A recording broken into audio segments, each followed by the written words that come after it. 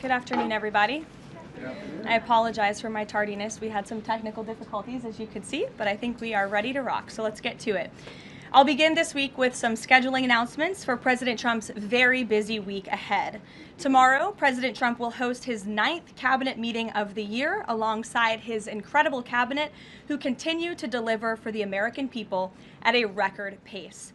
Later in the afternoon tomorrow, the president will make an announcement in the Oval Office on his initiative to create Trump accounts to give the next generation of Americans a jump start on savings. It will be a very exciting announcement indeed, especially for all of the parents across the country with young children and babies. On Thursday, President Trump will host the presidents of the Republic of Rwanda and the Democratic Republic of Congo to sign the historic peace and economic agreement that he brokered. On Thursday night, the President and the First Lady will celebrate one of America's greatest traditions, the lighting of the National Christmas Tree on the Ellipse. And on Friday, President Trump will attend the FIFA World Cup final draw at the Kennedy Center. You all will be seeing and hearing from the President every day this week, so you have me today, and then he will take on the rest of the week himself. Next, I would like to address the horrific tragedy that took place in our nation's capital last week. A foreign terrorist that the Biden administration failed to properly vet ambushed 2 members of the West Virginia National Guard who were honorably serving here to keep the residents and visitors of Washington, D.C. safe. U.S. Air Force Staff Sergeant Andrew Wolf was severely wounded in the attack and remains hospitalized while he continues to fight for his life. Tragically, U.S. Army Specialist Sarah Beckstrom died of her wounds. She was just 20 years old. President Trump and the entire White House are praying for Andrew's full recovery at the request of his parents and their personal phone call with the president over the weekend. And we are keeping Sarah's family and friends in our prayers during this unimaginably difficult time. Sarah and Andrew represent the very best of America.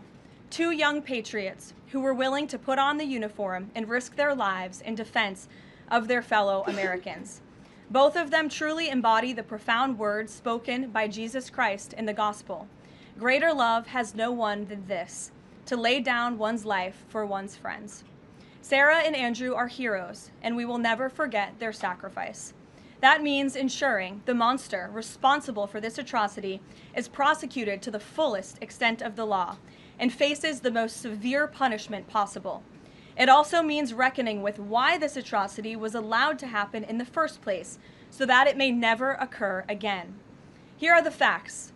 The terrorist who gunned down American soldiers blocks away from the White House in an ambush was an Afghan national who was flown into our country by Joe Biden's administration in September 2021 in the chaotic wake of their botched withdrawal from Afghanistan. One of the most embarrassing moments in the history of our great country. Joe Biden's historic failure in Afghanistan continues to haunt this country and our men and women in uniform. Not only did this surrender lead to a suicide bombing that killed 13 American heroes in Kabul, but now National Guard troops were shot on U.S. soil by the same kind of enemy. We continue to live with the deadly consequences of Joe Biden's horrific leadership. Nearly 100,000 Afghans were recklessly released into the United States with little to no vetting. There was no regard for the disorder and violence that this would unleash on American communities and American culture. Reportedly, thousands of these strangers and unknown individuals were flagged to the Biden administration for national security, public safety, and fraud concerns. But the terrifying truth is that the Afghanistan debacle is just a small part of Democrats' complete and total betrayal of the American people during the Biden years. The tragedy that we just witnessed the day before Thanksgiving is a reminder that untold thousands of terrorists, gang members, and criminals were invited into our country and remain here to this very day. The border is now secure, thanks to President Trump, but the threat in our interior remains real and urgent. These public safety threats are already inside our land. And President Trump was elected on a promise to find and remove them. And he has already taken significant steps and made significant progress towards fulfilling this promise.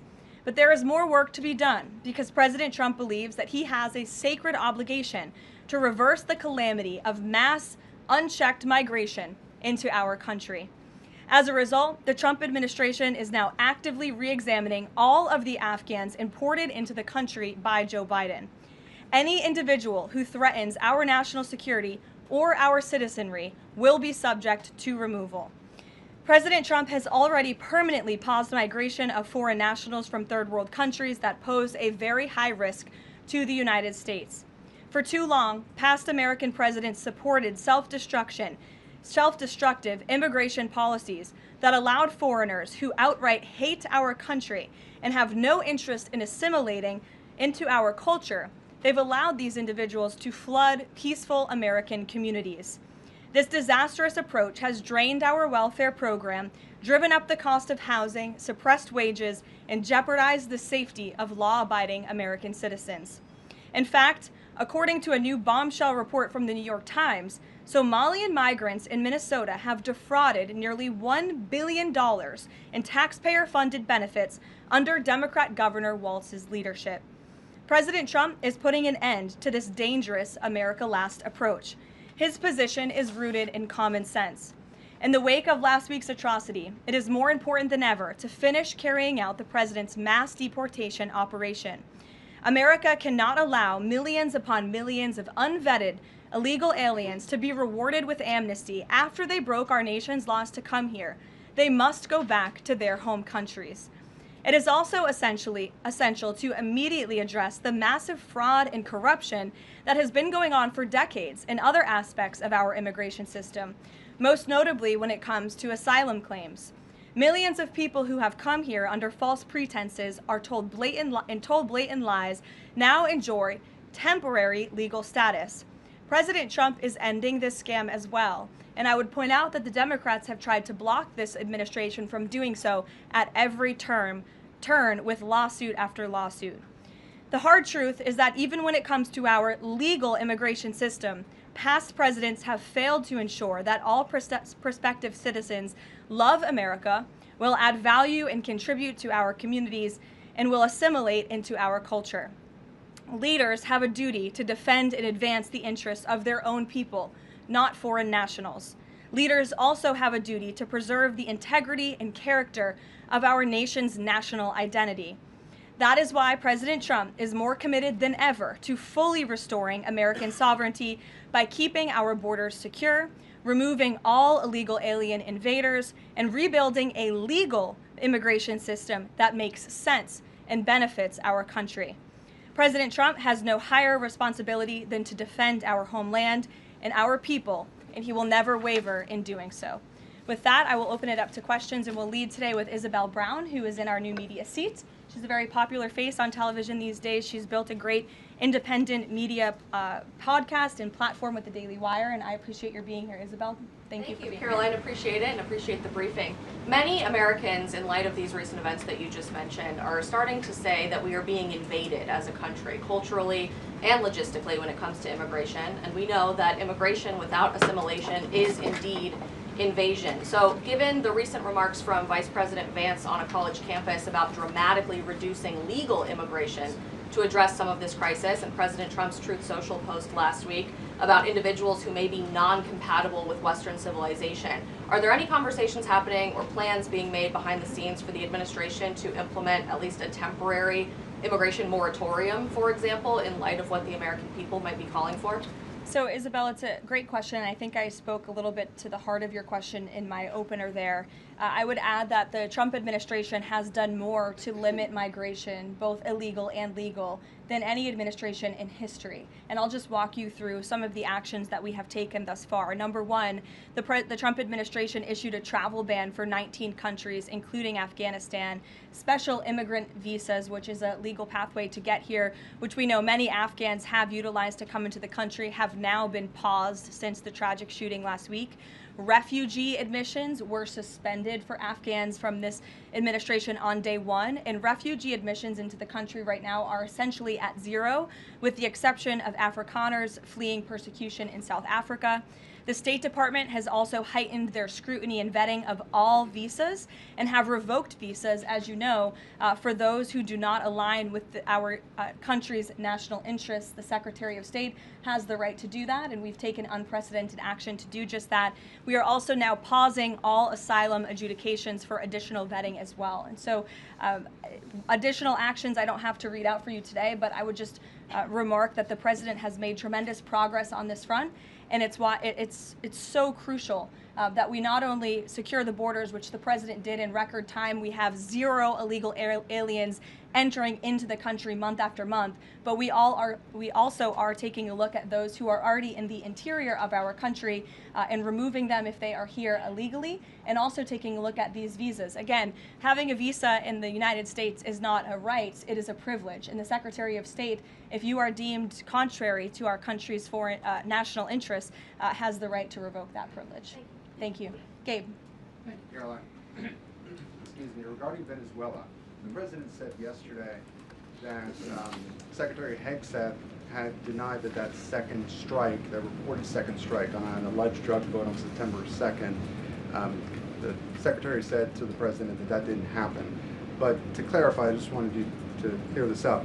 In his social media post, Secretary Hegseth didn't go into details about that strike. He just said U.S. operations in the area were lawful, and he said that the story and media reports were fabricated. So to be clear, does the administration deny that second strike happened, or did it happen and the administration denies that Secretary Hegseth gave the order? The latter is true, Gabe, and I have a statement to read for you here. President Trump and Secretary Hegseth have made it clear that presidentially designated narco-terrorist groups are subject to lethal targeting in accordance with the laws of war. With respect to the strikes in question on September 2nd, Secretary Hegseth authorized Admiral Bradley to conduct these kinetic strikes. Admiral Bradley worked well within his authority and the law, directing the engagement to ensure the boat was destroyed and the threat to the United States of America was eliminated. And I would just add one more point to remind the American public why these lethal strikes are taking place. Because this administration has designated these narco-terrorists as foreign terrorist organizations. The president has a right to take them out if they are threatening the United States of America and if they are bringing illegal narcotics that are killing our citizens at a record rate, which is what they are doing. And under the previous administration, there was enough fentanyl trafficked into our country to kill every American man, woman, and child many times over. And so that's why you've seen a drastic difference in this administration's policy with respect to the last, and it's one of the many reasons the American public reelected this president and support this Secretary of War in conducting these strikes. So to be clear, to clarify, Admiral Bradley was the one who gave that order for a second strike. And he was well within his authority to do so. And a separate question, the president several days ago said it was his intention to pardon the former president of Honduras, who was a convicted drug trafficker. And yesterday on Air Force One, the president said that if someone sells drugs in that country, that doesn't mean you arrest the president and put him in jail for the rest of his life. How is that different than what the administration is accusing Venezuela's Nicolas Maduro of? You're cherry picking the president's statement a little bit yesterday, as he also said yesterday the people of Honduras have highlighted to him how the former president Hernandez was set up. This was a clear Biden over prosecution. He was the president of this country. He was in the opposition party. He was opposed to the values of the previous administration, and they charged him because he was president of Honduras. There were some other egregious facts that came out during this trial, and I would encourage you to report on them. His court-appointed lawyer was only given 3 weeks to prepare for trial. He shared that his conviction was lawfare by the leftist party, who, quote, struck a deal with the Biden-Harris administration. Hernandez has highlighted there was virtually no independent evidence presented, and many of his conviction was based on testimony from many admitted criminals who hoped that cooperating would reduce their own penalties. So the president heard the concerns from many people, as he does, and he's, of course, within his constitutional authority to sign clemency for whomever he deems worthy of that. Jackie. Thank you, Caroline. Following up on Gabe's question, you said that the follow-up strike was lawful. What law is it that allows no survivors? The strike conducted on September 2nd was conducted in self-defense to protect Americans in vital United States interests. The strike was conducted in international waters and in accordance with the law of armed conflict. And then On this pardon for the Honduran president, does it at all undercut the administration's messaging while you have these congressional Republicans defending the strikes on the narco-terrorists and then a pardon for a convicted drug trafficker? Does that make it more difficult for your members to defend your administration's policy? I don't think so, Jackie. I think that President Trump has been quite clear in his defense of the United States homeland to stop these illegal narcotics from coming to our borders, whether that's by land or by sea. And he's also made it quite clear that he wants to correct the wrongs of the weaponized Justice Department under the previous administration. And Ouija, I'll call on you because I think we're wearing matching blazers today. I was going to Great compliment minds. yours. Thank you, Caroline. Sure. So just to be clear, to clarify on Jackie and Gabe, did Admiral Bradley order that second strike because there were still survivors after the initial strike? Again, as I read for you, Admiral Bradley worked well within his authority in the law. He directed the engagement to ensure the boat was destroyed and the threat of narco-terrorists to the United States was completely eliminated. So was the initial order from Secretary Hegseth, everyone be killed, and did that come from President Trump? I saw that quoted in a Washington Post story. I would reject that the Secretary of War ever said that. However, the President has made it quite clear that if narco-terrorists, again, are trafficking illegal drugs towards the United States, he has the authority to kill them. And that's what this administration is doing. And can I Danny? follow up on the MRI? Because President Trump Sure. yesterday said that he would release the results of his MRI.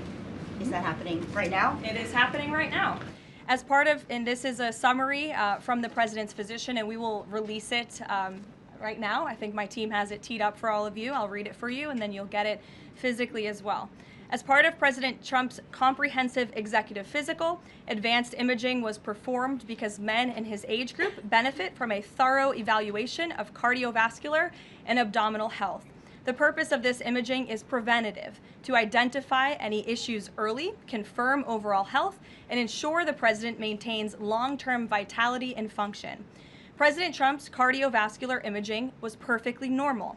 No evidence of arterial narrowing impairing blood flow or abnormalities in the heart or major vessels. The heart chambers are normal in size, the vessel walls appear smooth and healthy, and there are no signs of inflammation or clotting. Overall, his cardiovascular system shows excellent health.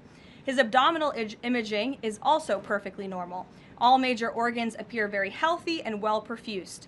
Everything evaluated is functioning within normal limits with no acute or chronic concerns. In summary, this level of detailed assessment is standard for an executive physical at President Trump's age and confirms that he remains in excellent overall health. Again, we will provide that to you. I think that's quite a bit of detail, and in the effort of transparency, the President promised it last night, and we have delivered today. So there you go.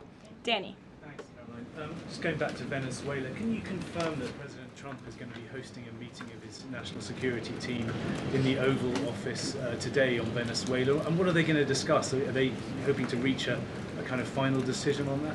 Out of the effort of transparency, I will confirm that the President will be meeting with his national security team on this subject and on many matters. He meets with his national security team quite often. He's the commander-in-chief. It's part of his responsibility to ensure that peace is ongoing throughout the world.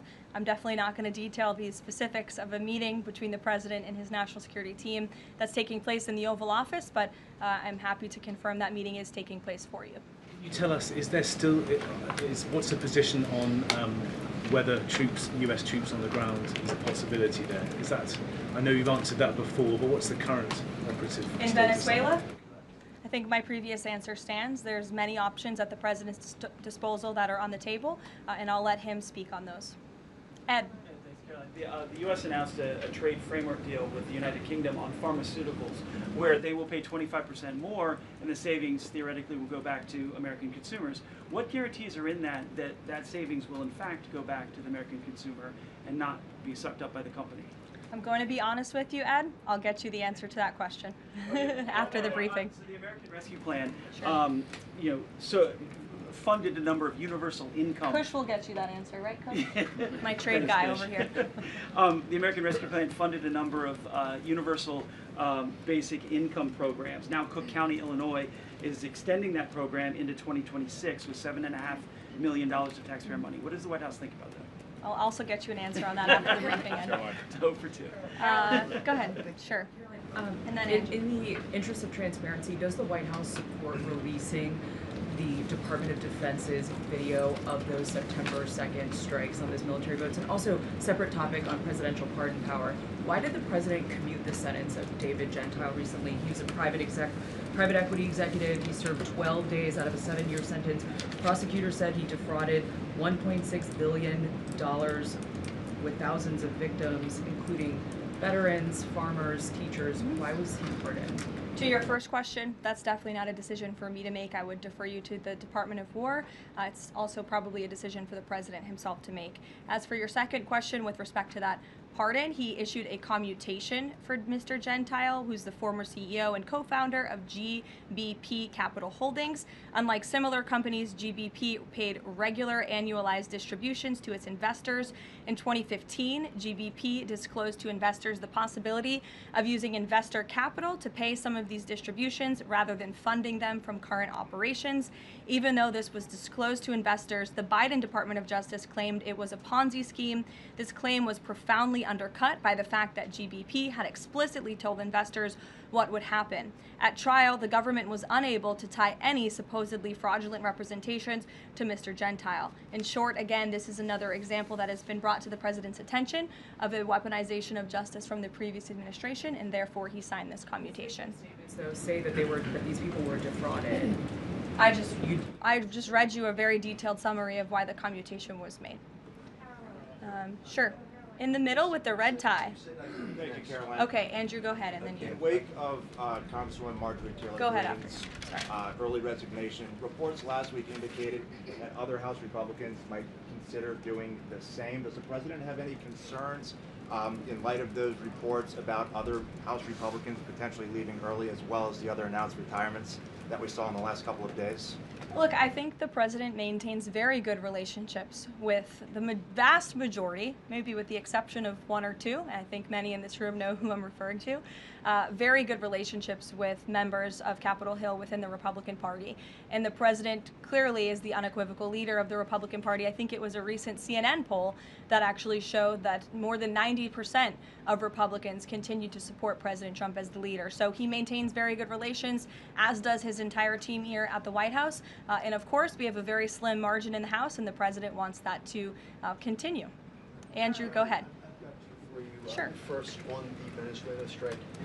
You said that second strike was in full accordance with the law of armed conflict, but the Navy's own manual of law of war says that specifically firing on survivors from a wrecked vessel is an example of a war crime that's forbidden under U.S. law and the law of armed conflict.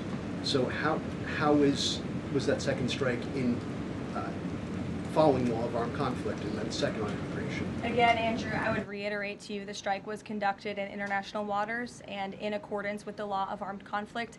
And since somebody asked about Congress, and it's sort of related to Venezuela, I also want to add that Secretary Hegseth spoke with members of Congress who may have expressed some concerns over the weekend. And there have also been 13 bipartisan briefings to Congress on the Venezuelan strikes. There have been a number of document reviews for members of Congress to review the classified DOJ Office of Legal Counsel opinion and other related documents. 29 senators and 92 representatives have reviewed those documents, which is about 2/3 of those are Democrat members, and they have been made available to all 100 senators, all 435 members of the House, and to general counsels of the relevant committees on a bipartisan basis for their review.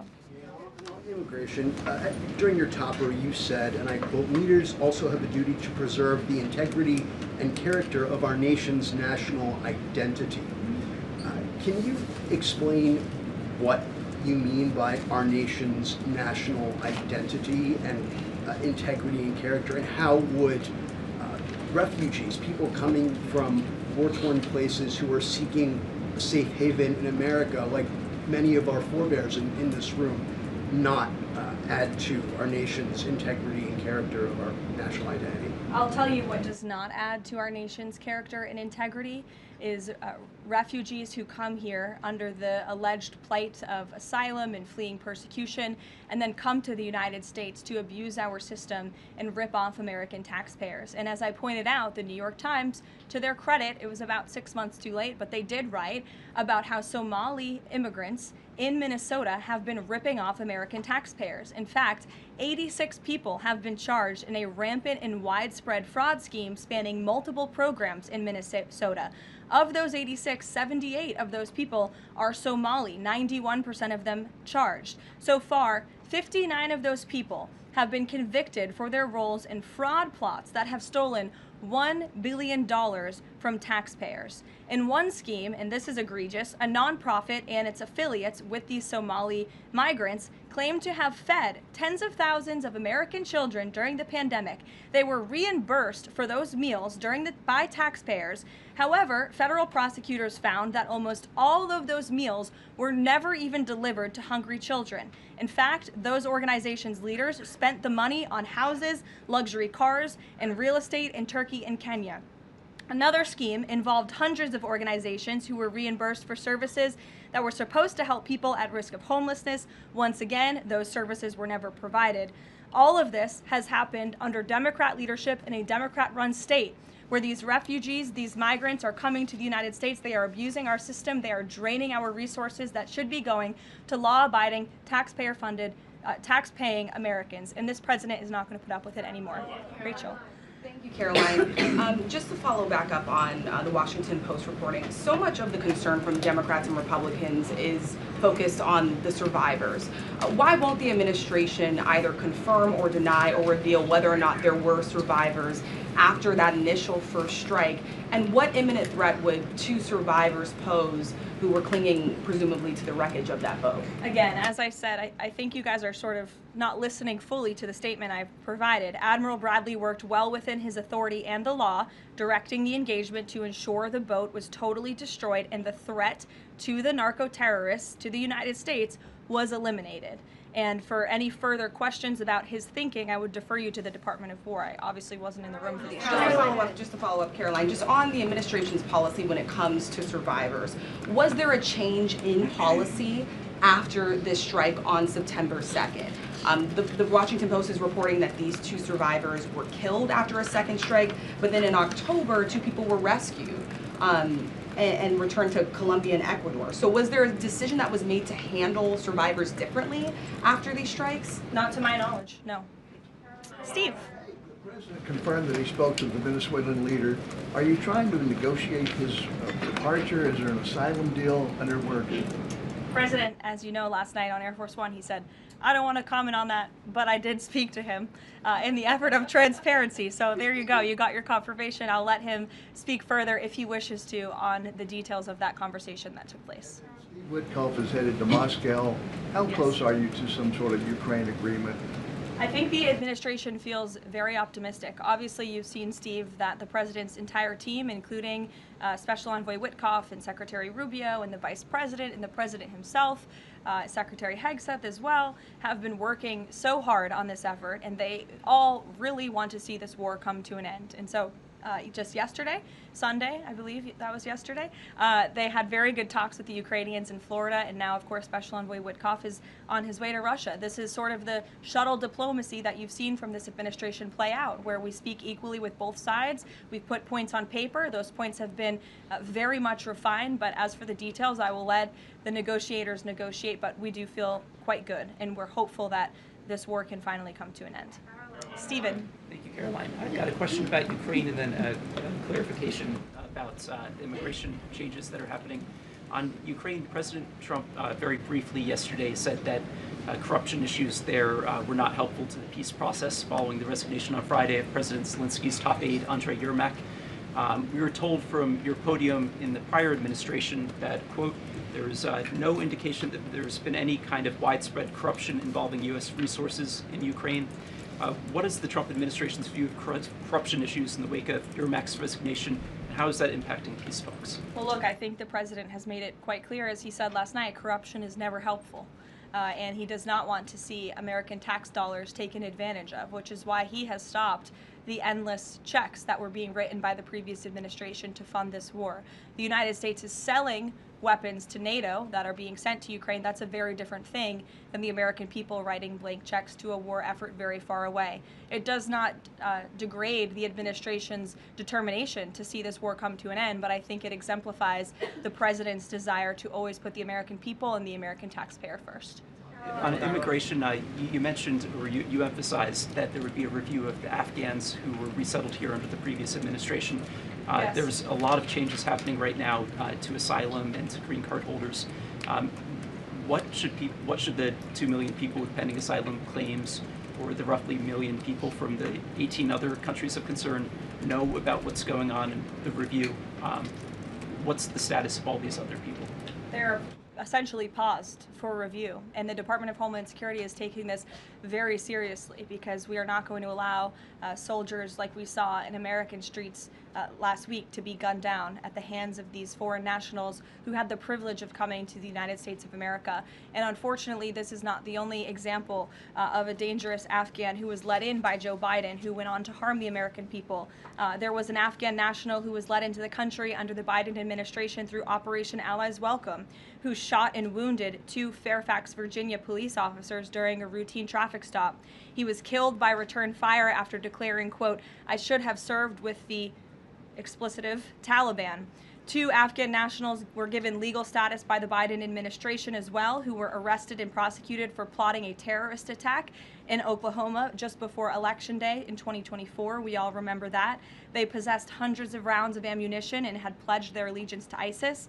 There was also an Afghan national who was on the terror watch list who was apprehended by Border Patrol in 2024, but then he was released into our country by the Biden administration. Again, let's just highlight the absurdity of that. Border Patrol apprehended a terrorist, and then the Biden administration, because of their lax policies, still allowed him to come into the United States of America. I think everyone in this room, whether you want to admit it or not, does not want that individual living alongside you in your American neighborhood. And that individual was later arrested again after being allowed to live in the U.S. at large for over a year. Another one, a criminal illegal alien from Afghanistan, was arrested by ICE in 2025, convicted of second-degree assault, was previously allowed to stay in the country by the Biden administration. I have several more examples here. I'm happy to provide them to anyone in this room. John. Thank you, Caroline. First of all, happy Thanksgiving to Thank you and your young family. Hope you enjoyed it. I have 2 questions unrelated. The first, back to Afghanistan. My son and I walked by the horrific shooting less than 1 hour before it happened. So for anybody that's here, this thing's real. You outlined all of these unvetted Afghans that that were let in by Biden. We just had one the other day that was going to blow up a DHS building.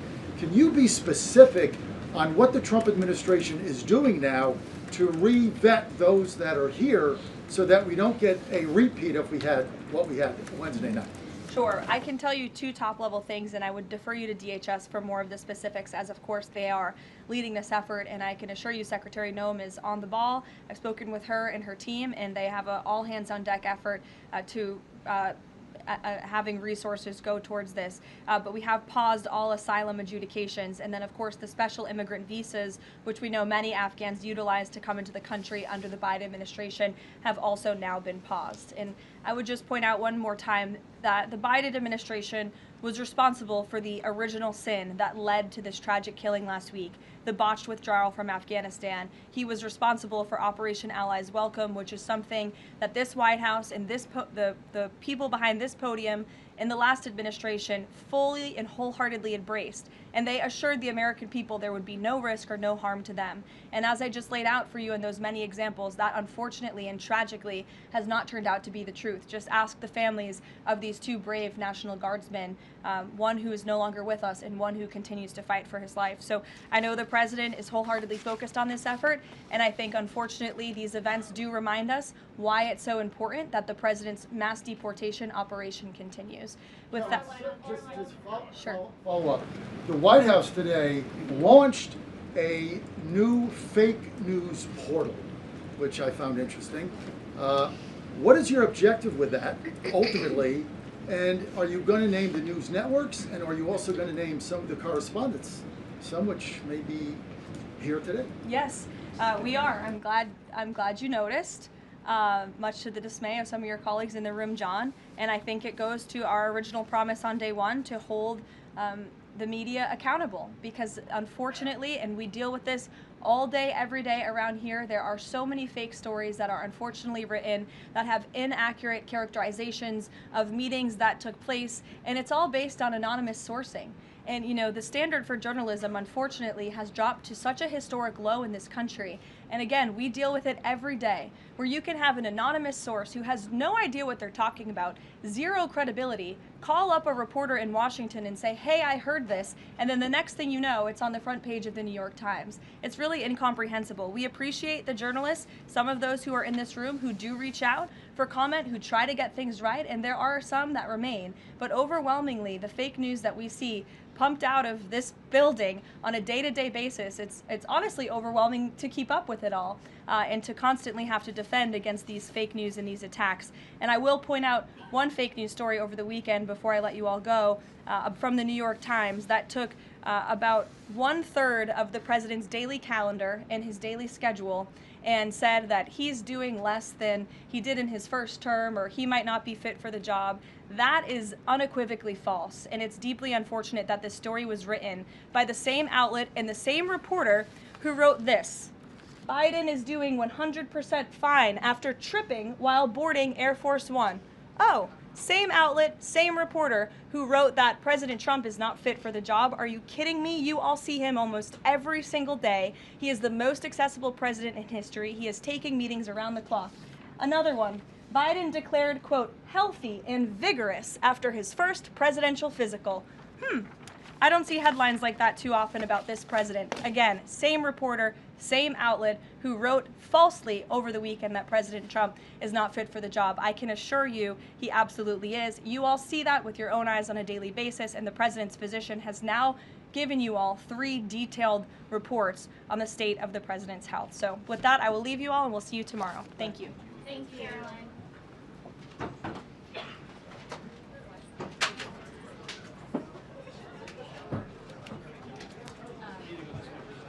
think it's got to be double check.